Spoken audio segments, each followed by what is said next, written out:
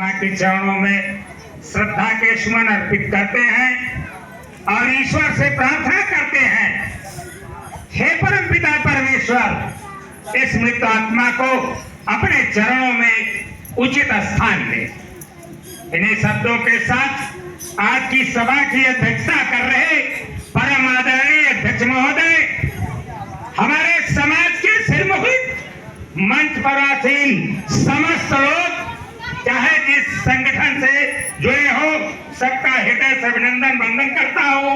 और इन्हीं शब्दों के साथ आप लोग जो इकट्ठे हुए हैं यहाँ, सबको हृदय से अभिनंदन और वंदन करता हूँ।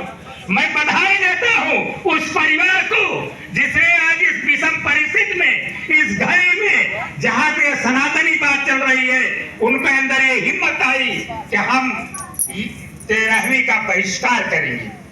बंधु, समाज की कुरीतियां बुराइयां बहुत हैं। मैं आपको एक तरफ से गिनाना शुरू करता हूँ।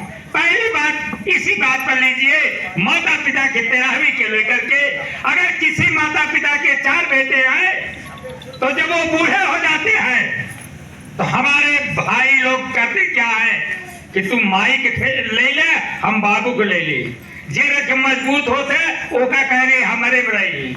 और यही नहीं कि उसने पालन पोषण करने में माता पिता ने किसी भाई के प्रति कोई दुराव, कोई अलगाव नहीं किया था, लेकिन वो बेटे अलगाव करते हैं कि 2 महीने आप खिलाइए, 2 महीने आप खिलाइए, 2 महीने मैं खिलाऊंगा।